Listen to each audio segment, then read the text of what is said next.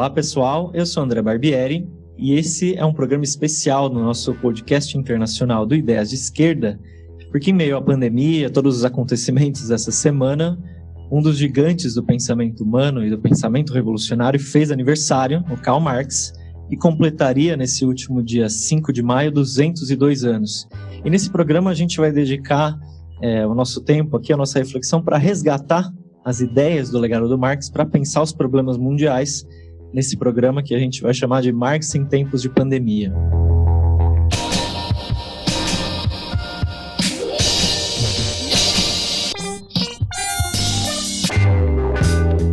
E nesse programa especial a gente tem um convidado muito importante aqui conosco para a gente fazer uma entrevista, que é o Ricardo Antunes, pesquisador e professor da Universidade Estadual de Campinas, da Unicamp, que é o autor e organizador de uma miríade de livros sobre o mundo do trabalho, entre os quais a gente poderia citar aqui Os Sentidos do Trabalho, O Continente do Labor, O Caracol e Sua Concha e vários outros, e um professor com quem eu tive o prazer de estudar na minha graduação na Unicamp.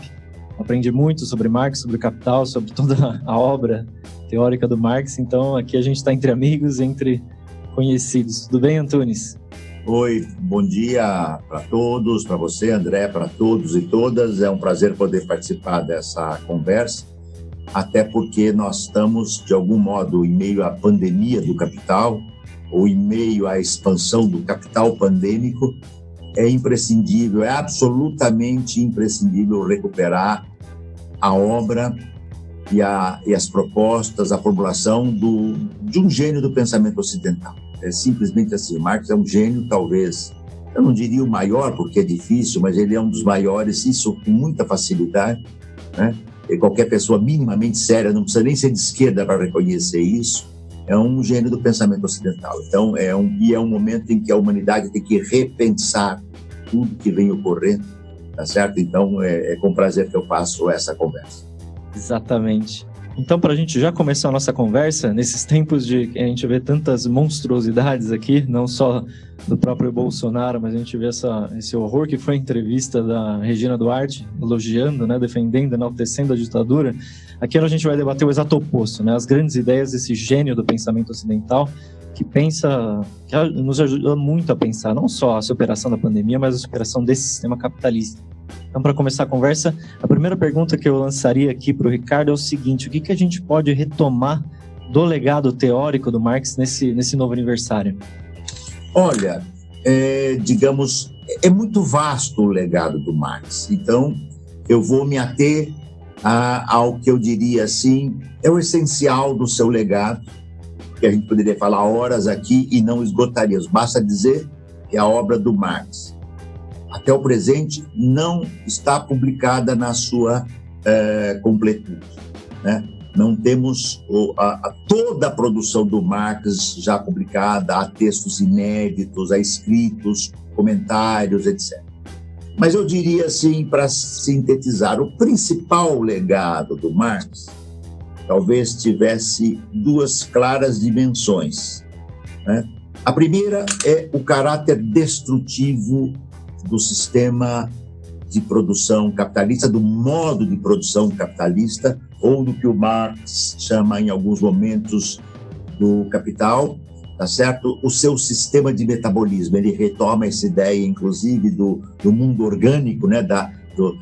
Do mundo bioorgânico, do mundo, e diz, olha, o capital também tem o seu sistema de funcionamento. E o sistema de funcionamento do capital, né?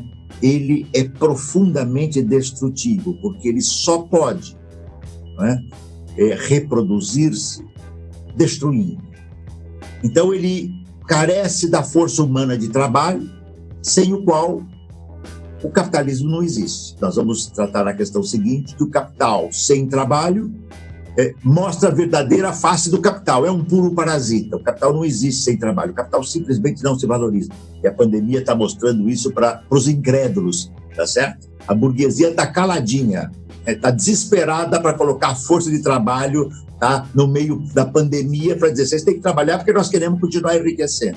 Então, esta primeira ideia é fundamental. O sistema do capital, ou o capital, como Marx diz, ele tem um modo, tá certo, de execução, um modo de produção ele destrói a natureza, o trabalho. Então, ele precisa do trabalho, mas ele, como o Marx diz no capítulo 3, do livro 3 do Capital, ele precisa do trabalho para criar, que é quem cria a riqueza social. Mas ele dilacera, é literal isso, entre aspas, embora eu esteja falando de memória, dilacera cérebros e nervos. Então, ele se apropria do trabalho e, ao mesmo tempo, o descarta. E por que ele pode fazer isso? Depois eu vou voltar a essa questão. Porque o capital tem como criar o excedente que ele apropria privadamente, o que o Marx chamava de mais-valia, ou, o bom português, o mais-valor, né? Através da expansão da jornada de trabalho, então, o proletariado trabalhando, como na Revolução Industrial, 16, 18 horas por dia. Ou como hoje, no mundo uberizado, por exemplo, né? 16 horas por dia não é uma jornada impossível de se encontrar. Eu já entrevistei trabalhadores, nesse caso um trabalhador homem, né, que fazia uma jornada de 14 a 16 horas por dia para sobreviver o mínimo que ele precisava para manter a si e a sua família. Mas o capitalismo, da medida em que o capital luta contra ele para reduzir a jornada de trabalho, ele cria um invento técnico, ele desenvolve exponencialmente a tecnologia, que o Marx chamava do capital morto, para poder compensar, reduz horas de trabalho, mas torna o trabalho mais produtivo. Então, o resultado disto, é a primeira pista espetacular do Marx, né, é que ele só pode crescer e criar riqueza se apropriando privadamente e dilapidando força de trabalho. Por isso nós temos hoje, tá certo? Só no Brasil, segundo os índices oficiais dessa semana, 12 milhões e 900 mil trabalhadores e trabalhadoras desempregados. É muito mais do que isso o número real. É muito mais. Real hoje, inclusive, está tudo escondido. Está tudo em isolamento. Tá certo? Entre aspas, né? As coisas não são visíveis. Ninguém consegue procurar emprego hoje. É simples assim. Nenhum trabalhador ou trabalhadora desempregada hoje consegue encontrar emprego hoje, porque as lojas, as empresas, etc., estão fechados, então o desemprego é maior. Sem falar do desemprego por desalento, você põe aí mais perto de 5 milhões, hoje muito mais. Nós já chegamos então aí a 13 mais 5, 18. O subemprego oculto, bom, era 39, tanto por cento na informalidade, hoje já explodiu a casa dos 40% da informalidade, temos mais de 40 milhões de trabalhadores e trabalhadoras desempregados. Basta dizer isso, os Estados Unidos teve nos primeiros 4, 5, 6 semanas, até o início de maio, a semana passada, já tinha 33 milhões de pedidos de seguro-desemprego. Certo? Fala-se em 20 milhões de desempregados dos Estados Unidos, o mais rico país do mundo. Mas é muito maior do que isso, porque lá, como aqui, há um desemprego oculto hoje, invisível. E essa expansão do capital, o mesmo ocorre em relação à natureza. O capital é profundamente destrutivo. O ar, a água, o verde, a terra, tá certo? Todos os bens que a natureza oferece, o capital o destrói porque isso é imprescindível para compor as matérias-primas que o capital tem que produzir. Como? Último ponto dessa primeira parte, da primeira questão. Depois eu vou ser muito breve na segunda parte. Como o capital não pode parar, que nós estamos vendo hoje, senão ele estanca a acumulação, então, em épocas normais, não pandêmicas, ele não para. Então, as árvores são demolidas, as matas são queimadas, os rios são destruídos e poluídos, tá certo? O aquecimento industrial e o aquecimento decorrente do agronegócios, tá certo? Transforma completamente o mundo, tá certo? Na sua dimensão do clima. Há aquecimentos, os aquecimentos derretem as geleiras, e o seu derretimento altera as condições ambientais dos mares, das terras, ou seja, ele é destruição atrás de destruição. E isto é profundamente atual. Não há nada mais atual do que isso. É claro que, desde Marx, muitos marxistas têm trabalhado esses temas importantes, mas isto, ponto de partida verdadeiramente espetacular, é a obra do Marx. E a consequência política e social que disto decorre. Se este é o mundo do nosso tempo, é o mundo do capital, o mais destrutivo de todos os modos de produção, de toda a história da humanidade, até porque quando ele não destrói o trabalho, a humanidade, ele realiza as guerras, porque aí a destruição é letal e é a bomba. Ou pandemia, como nós estamos vendo hoje, que não é um fenômeno separado do capitalismo. A pandemia não é um fenômeno isolado, biológico, que ocorreria como sempre ocorreu, nada disso. É tema para um outro debate. Eu estou escrevendo agora um livrinho, estou finalizando, chama Coronavírus, Trabalho sob Fogo Cruzado. A pandemia, nós estamos vivendo um capital de tipo pandêmico. Quando sair o livrinho, a gente faz um debate, porque vai ser um e-book, para a gente ajudar a divulgar e debater questões que eu acho que são relevantes. E a resultante disto é que o desafio da humanidade, tá certo? Impulsionado pela classe trabalhadora. Por que pela classe trabalhadora? Porque é aquela que cria riqueza, portanto, potencialmente aquela mais forte para realizar o embate com o capital. É claro que quando a gente fala em classe trabalhadora, homens, mulheres, brancos, negros, indígenas, jovens, menos jovens, uma miríade de movimentos sociais e populares das periferias, movimento negro, movimento das comunidades quilombolas, a gente tem uma miríade de mas todos eles, digamos assim, acabam canalizados no que a gente chamaria da classe trabalhadora, que tem a centralidade, não é a exclusividade, a centralidade pelo seu papel na criação de riquezas, de enfrentar o embate mais potente em relação ao capital. Daí que nasce um projeto de emancipação do Marx, que é verdadeiramente genial e generoso. É diferente, mas se utiliza do socialismo utópico, mas diz, né, até onde foram os socialistas utópicos, até onde eles não foram, debate com o anarquismo, mas diz até onde os anarquistas vão e o seu caminho, por onde que nós vamos, né? E quem pode dizer hoje, em sã consciência, que o desafio vital hoje para superarmos essa fase de letalidade do capital não seja a emancipação? A própria discussão da centralidade da vida hoje e não do lucro mostra que o capital é espetacular isso. Marx morreu, 202 anos do seu nascimento, 100 e tantos anos da sua morte, mas ele, eu vou usar uma palavra aqui metafórica, por suposto, ele ressuscita a cada momento, porque claro, a destruição... O Marx só se tornará um autor supérfluo, né, se um dia nós estivermos longe do que é esta tragédia atual e do capitalismo. Enquanto não vivenciarmos nada parecido com isso, o Marx vai ser enterrado pela enésima vez e vai ressuscitar pela enésima mais uma vez. É assim por causa dessa obra magistral. E aqui eu tratei do que eu estou, digamos, achando os seus 2 pontos vitais, mas poderia ter mais uns 30, tá certo? Mas aí seria uma outra história e precisaríamos de mais tempo. Exatamente, ouvindo você falar, até do novo e-book, né, que você mencionou, Coronavírus, o Trabalho sob Fogo Cruzado, vai ser bem interessante debater esse livro também, mas esse ponto que você menciona de que a pandemia não está dissociada do capitalismo é muito real, porque até me fez lembrar o livro do Engels, né, de 1845, A Situação da Classe Trabalhadora na Inglaterra, como ele vai dizendo que a superexploração do proletariado inglês ajudava, facilitava e difundia as pandemias. Servia para disseminar as epidemias entre toda a classe trabalhadora. E é muito real isso. A gente vê hoje, essa é a 5ª epidemia que a gente vive desde o início do século XXI. São pouquíssimos anos e a gente já viu algumas epidemias causadas justamente por esse modo agressivo, destrutivo da produção capitalista.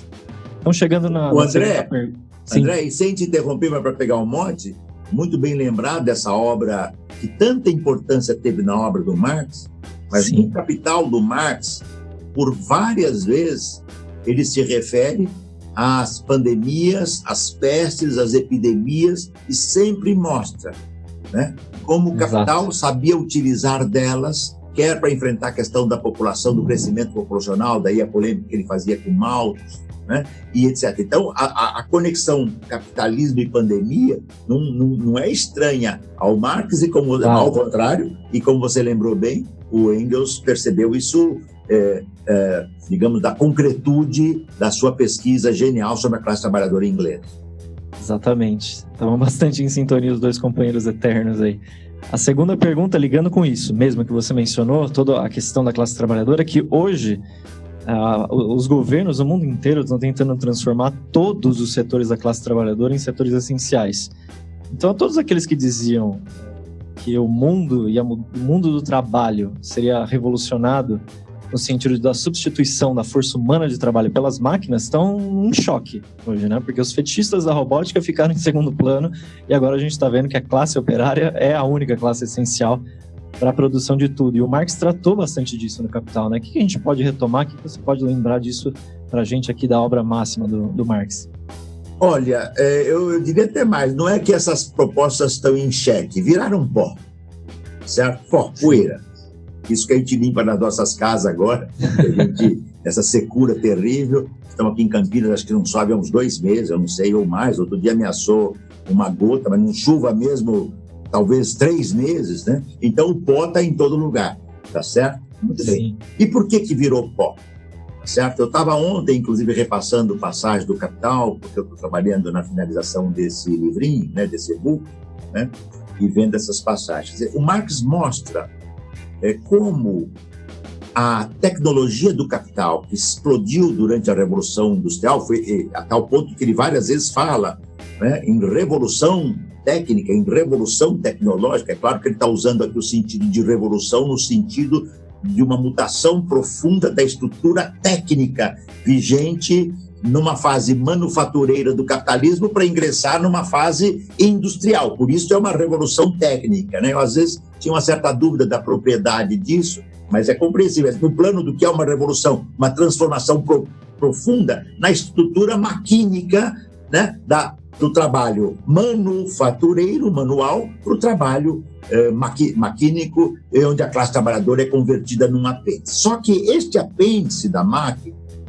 né, é quem dá a vitalidade e a propulsão à máquina. Ou seja, as máquinas em si, por si, não produzem. E o exemplo brutal, é empírico, né? Se é que precisasse, vocês conhecem o meu trabalho desde 1985, Adeus ao Trabalho, eu fiz uma primeira crítica muito dura a isso, trabalhei dialogando com os autores internacionais, cientistas do trabalho também, no Privilégio da Servidão, que é esse mais recente, mostrando o fetiche de que o mundo de tecnologia digital sem proletariado não para de se expandir o proletariado digital.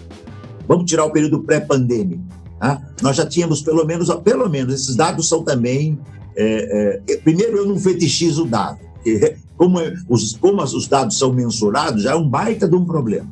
Certo? Mas, independente disso, nós tínhamos pelo menos 5 a 5 milhões e meio de trabalhadores e trabalhadoras, como nós chamamos, uberizados, das plataformas digitais, dos aplicativos. 5 milhões e meio no Brasil. No Brasil. Se pusesse Uber, Cabify, 99, iFood, Glovo, Rappi, toda essa Uber Eats, todo o complexo Amazon. A Amazon é uma dessas empresas que mais cresce, explora a força de trabalho mundialmente. Só que a tecnologia, tá certo? Ela pode ser, por exemplo, como nós, o exemplo é cabal, nós estamos falando aqui usando um arsenal digital. Eu estou com uma máquina aqui que me leva até vocês, vendo vocês, e essa máquina, e que estamos fazendo aqui, daqui a algumas horas, alguns minutos, alguns dias, ou online, poderia estar sendo divulgado. Mas sem eu, sem vocês, sem estar nos ajudando, quem está cuidando da parte técnica aqui, isso aqui vira pó. Sem a eletricidade se parar agora, e quem arruma a eletricidade? São trabalhadores que ficam se matando e sendo torrados dos seus corpos. Ou seja, é uma ficção. A teoria do valor é espetacular, porque por mais que o capital depaupere, por mais que o capital restrinja, por mais que o capital minimize o trabalho, ele não pode eliminar o trabalho, porque se ele eliminar o trabalho, acaba o capital. E o suicida, o capital não tem. O capital tem um projeto de suicida em relação à classe trabalhadora, não em relação à burguesia. Então ela sabe que tem que conviver. Por isso esse arsenal todo, colaboradores, tá certo? É vergonhoso, é um léxico empresarial, patronal, né? A sinergia, que sinergia? Quando eu falo essas palavras, eu fico aqui... Empreendedores, sinergia, né? Entende? Né? Ele cria um léxico para poder fazer com que os trabalhadores e as trabalhadoras não entendam a sua força e a sua potência. Porque se entenderem, passam e podem usá-la contra o capital. Portanto, o fetichismo tecnológico mostra, tá certo, o seu lado profundamente obliterado e manipulatório. Isso não elimina o que eu já disse desde a primeira questão, que há um elemento real. A tecnologia potencializa espetacularmente o trabalho. Que nós trabalhávamos com uma máquina há 150 anos atrás, produzíamos 10 peças, hoje com maquinário novo nós podemos produzir 10 mil peças. É uma explosão da produtividade, mas sem o trabalho, o trabalho é quem cria valor. O maquinário potencializa, mas não tem a força constituinte da criação do valor.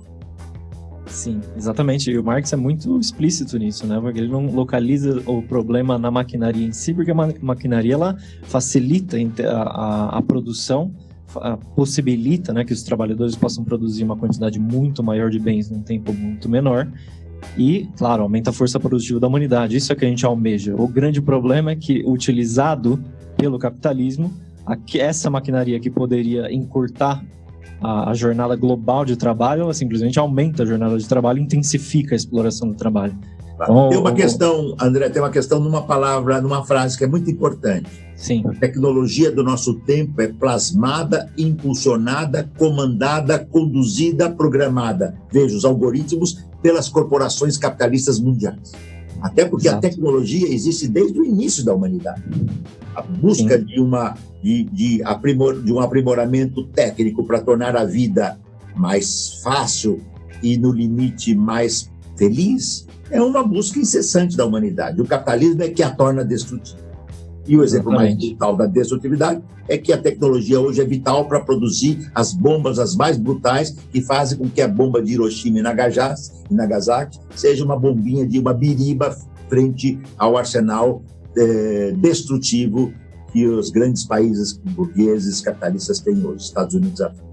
Claro. E pegando então na terceira questão, essa problemática da maquinaria como intensificadora da exploração do trabalho, a gente está vendo que nesse momento da pandemia, as iniciativas do capital em intensificar, em aprofundar a precarização do trabalho não param. A gente vê exemplos de precarização agora sendo intensificados no mundo inteiro. Até estava estudando aqui um fenômeno chamativo na Europa e nos Estados Unidos que eles chamam de intercâmbio de trabalhadores precários. São trabalhadores, por exemplo, que saem das redes de fast food, por exemplo, das lojas do McDonald's, para trabalhar no campo, para colher, ou para trabalhar em grandes cadeias de supermercado, como Walmart, sem nenhum direito.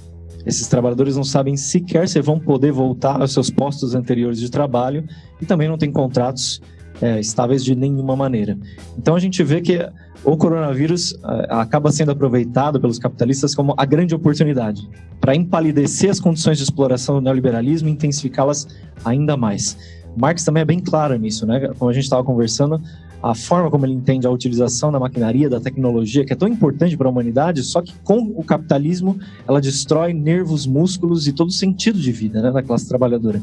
Transforma todo o tempo de vida dos trabalhadores em tempo de valorização do capital. Como é que a gente pode retomar essa questão da precarização hoje? Você que vem estudando muito essas formas, né, da uberização do trabalho, como é que a gente poderia dar esses exemplos da pandemia hoje e como Marx trata disso? Perfeito. Primeiro dá dois pontos de partida e depois uma nota sobre a situação atual. A primeira ideia importante é que o Marx, ao tratar do capitalismo, da criação do que ele chama do trabalho livre, em relação ao trabalho servil ou ao trabalho assalariado, as formas anteriores ao capitalismo, a Idade Média, a servidão feudal, medieval ou o trabalho escravo do mundo grego-romano, né? Ele vai dizer: o trabalho livre, ele tem a aparência da liberdade. O trabalhador, nós devemos necessariamente adicionar e a trabalhadora, dada a divisão sociossexual e racial do trabalho, o trabalhador e a trabalhadora, tá certo? Tem a aparência de liberdade para vender a sua força de trabalho. Mas se não vender, ele morre de fome. Então a liberdade é aparente. E ele contempla, na sua próprio desenho, no seu próprio mecanismo, no seu próprio modus operandi, a ideia da precarização. Quando você tinha na Revolução Industrial homens, e isso se agravava com mulheres e com crianças da Inglaterra, o livro do Engels, de novo, é uma obra-prima sobre isso, né? Trabalhando, às vezes, até 16, 18 horas por dia, ininterruptamente. Ou seja, o capitalismo já nasceu tá certo? Criando um trabalho precarizado. Isso é claro por Marx, é claro por Engels, e assim é. Ponto 2, a precarização é um processo. Assim como a classe trabalhadora lutou, tá certo? E luta para reduzir a precarização, tá certo? E o Capital tem capítulos belíssimos sobre isso, capítulos sobre a redução da jornada de trabalho. Marx diz, é uma luta incessante de outra questão vital do Capital, que é a disputa pelo tempo. O Capital quer ter todo o tempo da classe trabalhadora ao seu dispor. E a classe trabalhadora luta para ter um tempo para si e não para o capital. Isso é essencial na luta entre classes. É a disputa pelo tempo de trabalho, de produção para o capital e de vida para a classe trabalhadora. E de vida fora do trabalho. Resultado, a precarização, ela tende a se intensificar nos momentos de crise. E não é por acaso que a precarização brutal que nós estamos vivendo se iniciou a partir de 1973, 1968, 73 foi um período de lutas sociais muito importantes, tratei disso bastante no sentido do trabalho, tá? E a partir de 73 houve um redesenho produtivo mundial, também tratei disso no sentido do trabalho, no Adeus ao Trabalho, e todo o meu trabalho de lá para cá eu tenho procurado, até o privilégio da servidão, não sei se eu tenho ele aqui, acabou de sair uma segunda edição, tá certo? Ela tem capa colorida, um colorido diferente, a capa é praticamente a mesma, porque aqui entra a eleição de 2008 e os significados trágicos do governo Bolsonaro na contra-revolução que tinha se iniciado com o Temer, né? O que nós estamos vendo? A precarização, então, se intensificou nos contextos desde 73 e agudizou-se a partir de 2008, 2009. Trabalho informal, trabalho intermitente, trabalho uberizado, desconstrução da legislação protetora do trabalho em todos os países, não foi por acaso, e foi quase simultânea a contra-reforma trabalhista do Temer, a contra-reforma trabalhista do Macri, aqui na Argentina, e a contra-reforma trabalhista do Macron, praticamente no mesmo período. Por quê? Porque é uma imposição dos capitais. E agora, André, com a pandemia, os capitais já estão deixando claro, queremos mais flexibilidade, mais informalidade, mais intermitência, mais servidão. Por isso que eu cunhei duas expressões desse meu livro, Privilégio da Servidão. É a ideia, que é por certo, é uma metáfora, né? É o privilégio da servidão. Não servidão no sentido conceitual, mas há momentos, eu até cito aqui, que o Marx cita, falando do trabalho assalariado como uma forma de escravidão. É claro que o Marx sabe que o trabalho assalariado livre é diferente, ninguém sabe como ele, e ele nos mostra que é diferente, mas existe a ideia da escravidão como uma forma de sujeitão. E a tal ponto que eu digo, o trabalho uberizado, o trabalho das plataformas, o trabalho da Amazon, o Uber, das grandes plataformas, ela mostra que é possível usar o mais aprofundado avanço técnico-informacional digital, né? Smartphones. Se você for para as grandes empresas, você vai ter inteligência artificial, os algoritmos, tá certo? O chamado projeto. Esses trará consequências muito profundas. Estamos publicando um livro do meu grupo de pesquisa que vai sair nos próximos meses. É um livro denso, são quase 20 artigos de pesquisa nova sobre isso, as transformações sociais nefastas da indústria 4.0. Este é o momento que o capital vai dizer assim, olha, até agora vocês estavam reclamando, até agora nós estávamos no inferno de Dante. Agora nós vamos para os subterrâneos, para a fossa do inferno. Vocês imaginem o que deve ser a fossa do inferno para a classe trabalhadora. E a classe trabalhadora vai para a fossa do inferno para que as burguesias, a grande burguesia, possa viver nos altares dos céus. Está tudo errado, é preciso reinventar um outro mundo, é preciso, para lembrar uma fórmula que eu gosto muito do meu querido amigo Steven Mezzar, é preciso ir para além do capital. Nós temos que entender que uma emancipação humana e social, ela é incompatível com o mundo destrutivo do capital, né? E a precarização é um dos modos através dos quais as burguesias arrebentam, aniquilam subjetiva e corporeamente a classe trabalhadora, até porque subjetividade e corpo são duas partes do mesmo, né? Aliás, o que também o Marx cansou de corpo e sujeitos não são duas coisas separadas, são as duas expressões distintas do mesmo, né? Então, o desafio da emancipação é vital, sem o qual nós teremos trabalho mais precarizado, mais estranhado, mais violentado e uma massa espetacular de mais-valia criada em estrutura global. Sim, esse nível de precarização também é engraçado. Uma frase do Marx no Capital, né? Quando ele diz que ser um trabalhador produtivo não é uma sorte, é um azar. É ótimo. Capitalismo... Isso está no capítulo 14 do Capital, se eu não me engano aqui. É espetacular. Ele está mostrando o que é ser produtivo, gerar mais-valia. Aí ele diz que o trabalhador, ser produtivo pro capital, é azar. E tem uma outra leitura do Marx, exatamente igual a essa, mas no inverso. Ser produtivo para o capital é torná-lo destrutivo para o trabalhador e improdutivo para a humanidade. De tal modo que um trabalho produtivo para a humanidade, isso é Marx também, um trabalho produtivo para a humanidade não pode ser sob o capitalismo, tá certo? Porque a produtividade, o sentido de ser produtivo para a humanidade, Marx fala claramente isso no capítulo 5. Eu vou tratar agora do capitalismo produtivo para o capital. É outra coisa, não é produtivo para a humanidade. Olha como... Eu não gosto do termo produtivo por todo o sentido que ele tem hoje, mas olha como é vital o trabalho hoje dos médicos, das médicas, dos enfermeiros, das enfermeiras, dos auxiliares de enfermeiros, auxiliares de enfermagem, dos técnicos de enfermagem, das técnicas de enfermagem, dos trabalhadores e das trabalhadoras do complexo hospitalar. São eles que estão tentando salvar a humanidade. E onde eles se encontram? No setor público, não são no setor privado. No setor privado precisa pagar muito e ter convênio para entrar. Claro, é muito importante essa dicotomia, né? O que é produtivo para a humanidade é sempre prejudicial para o capital, porque esse exemplo que você deu é categórico.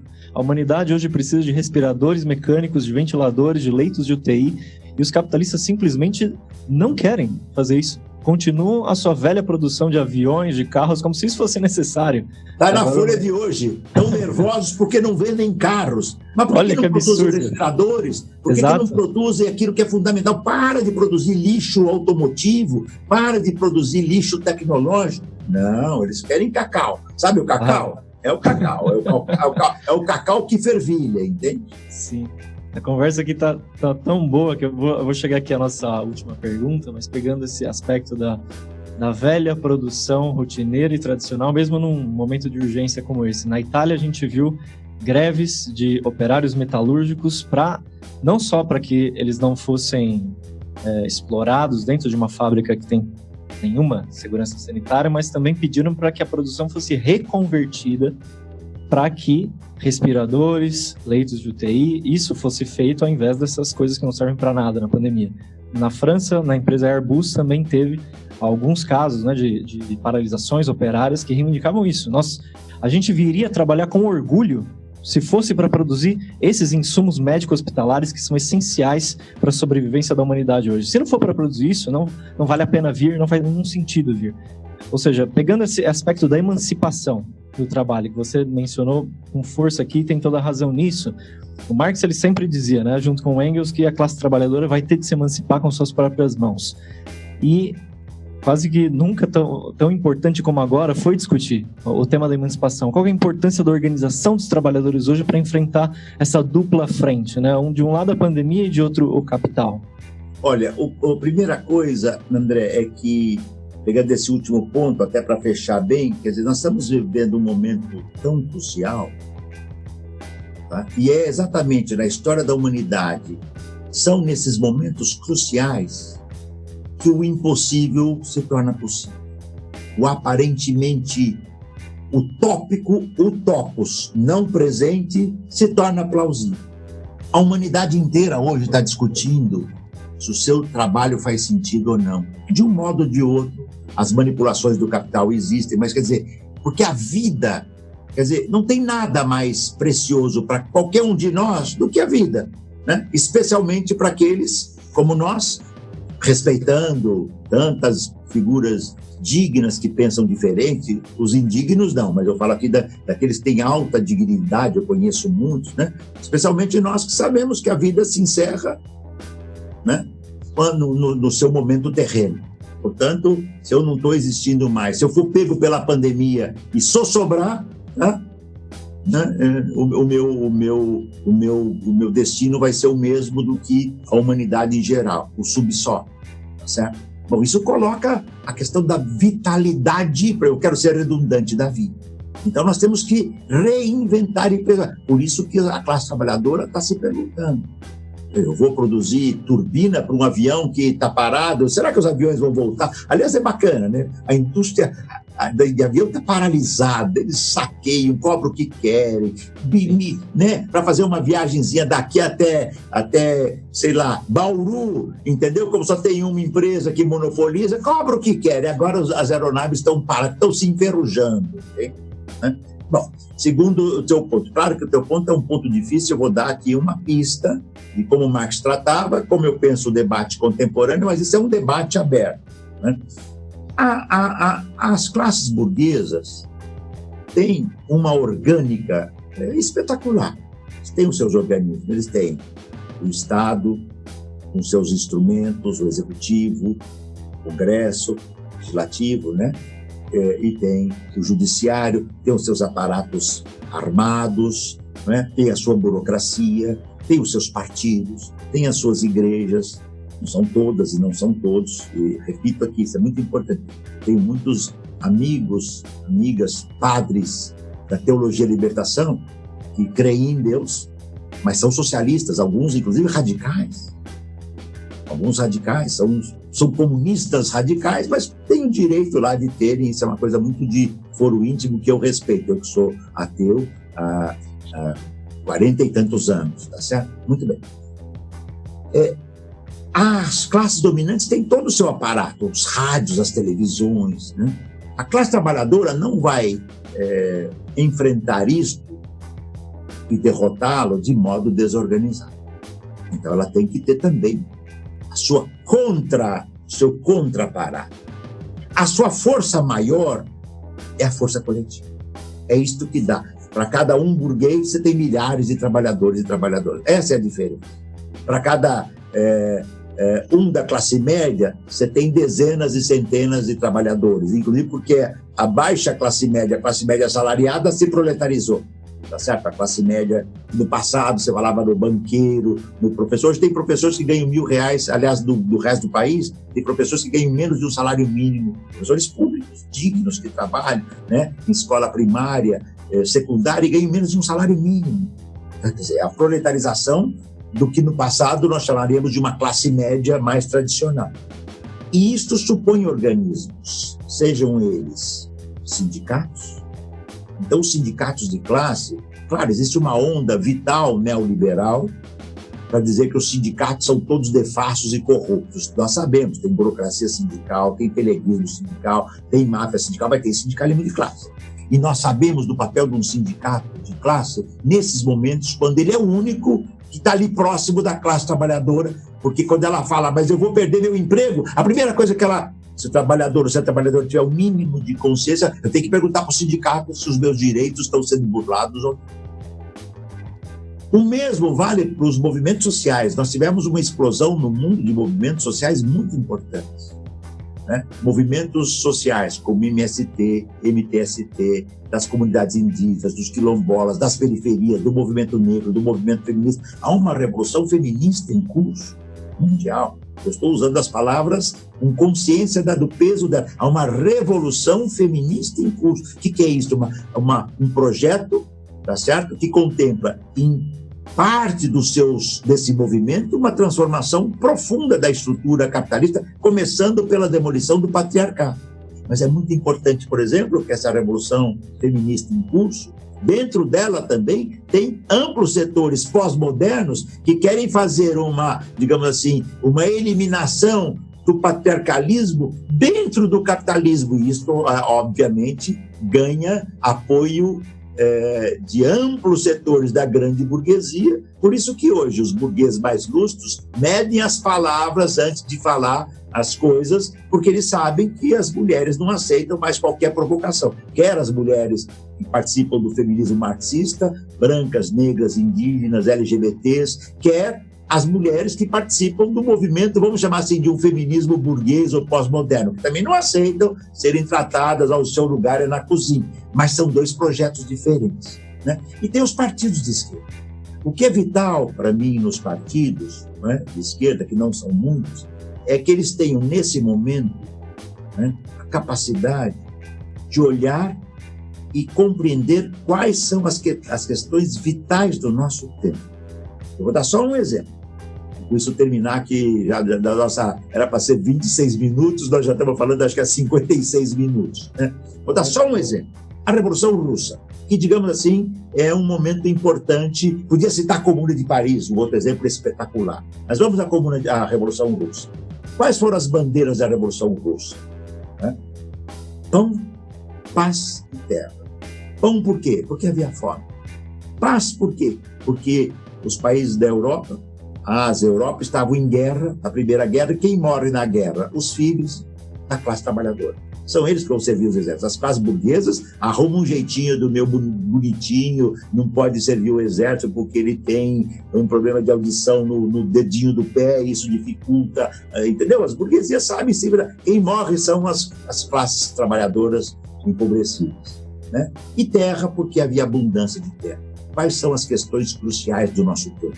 Se os partidos não ajudarem a entender isso, os movimentos sociais radicais, anticapitalistas não nos ajudarem nisso, se os sindicatos não nos ajudarem nisso, se nós continuarmos sendo, digamos assim, calibrados para os amplos setores de esquerda dominantes, moderados, que querem consertar o capitalismo, nós perderemos uma chance vital de pensar no que o Marx chamava, a expressão é do Marx, reinventar é minha, é preciso reinventar, agora o Marx, um novo modo de vida. Aliás, expressão que também o Trotsky gostava, vale aqui lembrar. Tá? O Marx usou, junto com Engels, na ideologia alemã, eu acho que se eu não estiver enganado, em outros textos também, mas é muito bonita essa expressão. É um outro modo de vida.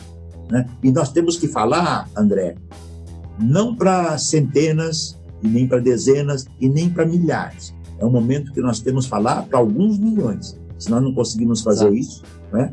Porque será dessa luta coletiva, dessa reflexão coletiva com forte dimensão de auto-organização, nós vamos avançar. Última frase, não é o último comentário, é uma frase.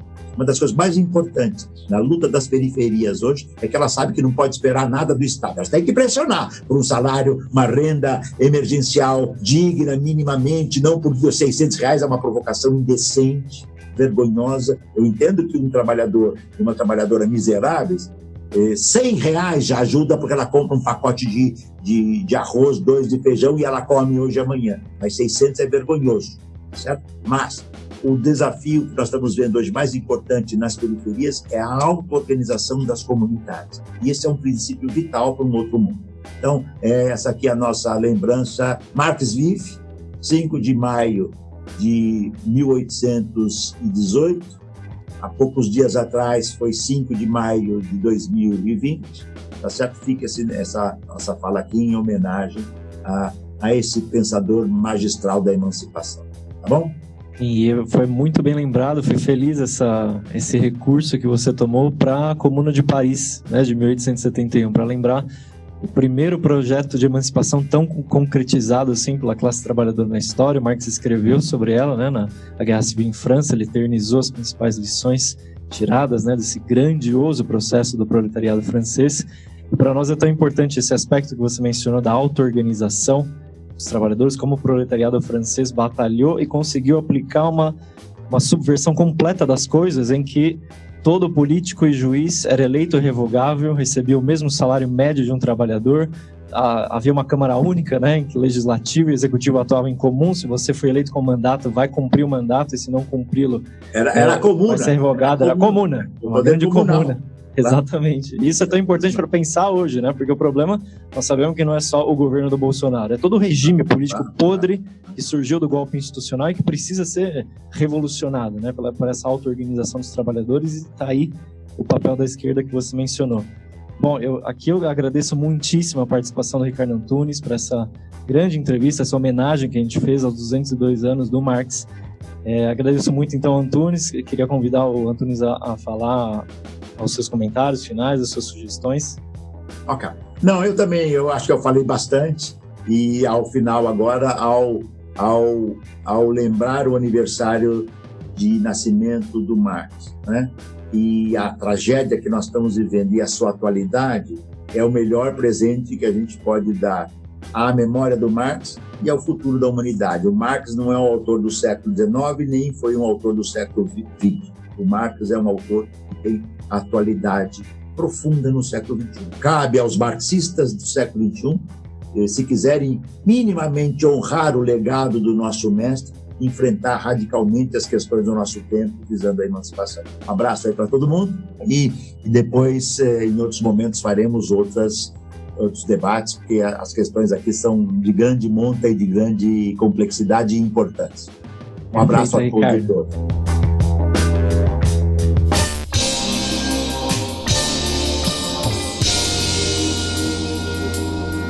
E a gente tem uma novidade muito bacana, que é o Campus Virtual do Esquerda Diária, uma plataforma que a gente lançou nessa última semana, com formação marxista, onde o pessoal vai poder encontrar teoria política, economia, história, ciência, gênero, arte, cultura e muito mais.